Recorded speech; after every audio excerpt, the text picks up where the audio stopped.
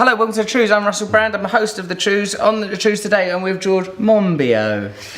Yes. What are we talking about today, George? Well, it's the self-attribution fallacy, which is the idea. What is that? That already sounds confusing. Yeah. Self-attribution fallacy. I'm going to attribute myself with something. It's about attributing to yourself all the things which made you successful. Rich people deserve it. Yeah, exactly. So you're the super rich person, and you say, "I got here on my own 2 feet, through my own efforts," forgetting that you inherited loads from your parents. You had this incredible good private education. You might have got It's a myth. Subsidies, and I mean that in the literal sense. Yeah, stories. That's right. So there's a story that if you're rich, you deserve to be rich. Yeah.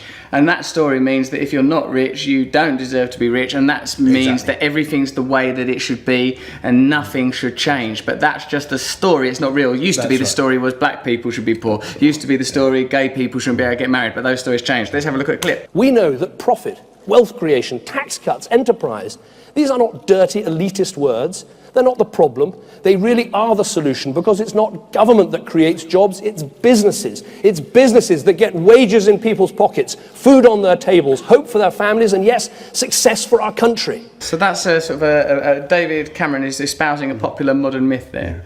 And you have to espouse it and espouse it and espouse it when you are faced with this massive inequality which we've got at the moment. So you have to constantly bang home the idea that the people at the top are the people who got there through their amazing genius and talent and efforts, and that they deserve to be there, and that this is a correct social order. For example, Lord Rothermere. Now, what he brilliantly done is he came out of the vagina of this lady who was married to a person whose name was also Lord Rothermere. Yeah, and that meant he got a thing called a Daily Mail, which is a type of newspaper, given to him. Yeah. Brilliant move. So smart. If he'd have not come out of that vagina, brilliant, he wouldn't have done it. That's right. But just at the last minute, out he came, Daily Mail there, grabbed it. There is no shortcut to a land of opportunity. No quick fix, no easy way to do it.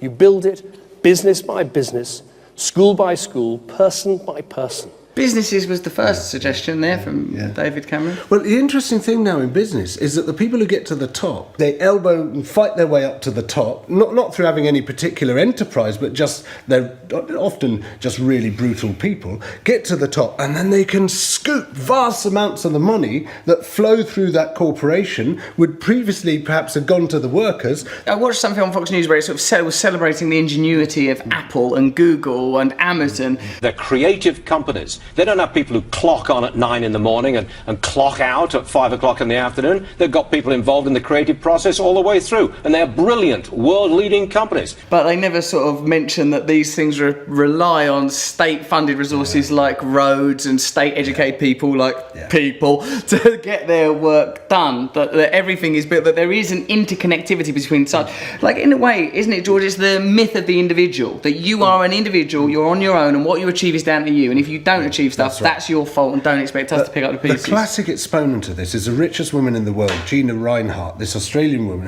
who's this mining magnate. And she says, anyone could be a millionaire if the poor got off their butts and stopped smoking so much and drinking so much and socialising so much. They could be like me. Now, it helps to inherit one of the world's biggest iron ore mines from your dad and a few $1 billion on top of that. But all they have to do is come out of this. I came out of this vagina here. There was a mine right there near to the vagina, enough for me to own it. It's brilliant that she has the gall to say that publicly. And the fact is that a lot of these people do have special qualities, but they're not special qualities advertised. There was a study done by academics of 39 corporate executives. They did a sort of full psychometric profiling, and they found that on certain indicators of psychopathy, they were not only more extreme than the average patient in the Broadmoor Secure Hospital, they were more extreme than the average patient who had been diagnosed with psychopathic personality disorders in the Broadmoor Special Hospital. Now, basically, if you're born poor and you have psychopathic tendencies, you're quite likely to end up in prison.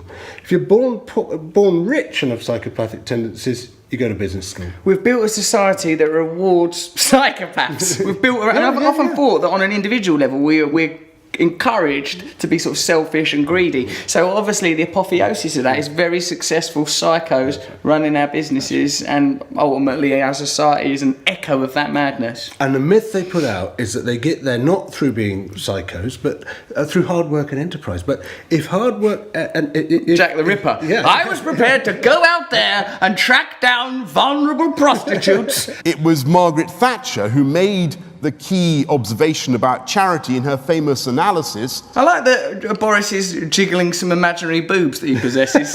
In her famous analysis of the parable of the Good Samaritan. He wouldn't have been much use to the chap who fell amongst thieves, she noted, the Good Samaritan, if he had not been rich enough to help. These people are the myth makers of our time, the storytellers of our time. What is this self-attribution fallacy? What can we do to oppose that story? How can we tell a different story? Well, the most important thing is to recognise it, and to recognise the basic truth that if wealth was the inevitable result of hard work and enterprise, every woman in Africa would be a millionaire.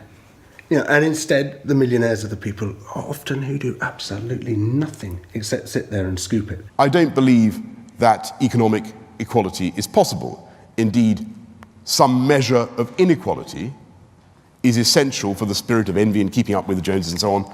That is a valuable spur to economic activity. Also, we've got to fight it. We've got to fight it. And you can do it through groups like UK Uncut. What do they do? They're fighting inequality through the Tax Justice Network. We're back to the old sort of parasitic economic relations where the very rich people have everything and then blame the poor for what happens to the poor.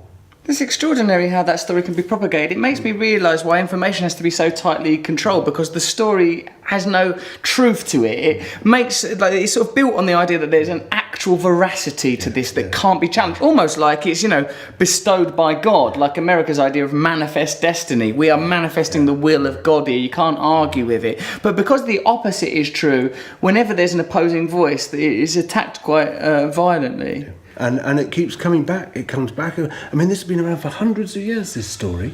And with every generation of politicians, it comes back. Keep working hard. Don't trust these people. Tell yourself different stories. Listen to George Monbiot. Yeah? Yes.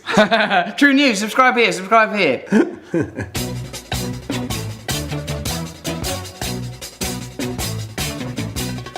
Nose is a tool that is abused to fool you and to leave you scared and confused. Trews is like the nose. If the nose was true, I want some Trews. Let's have some Trews.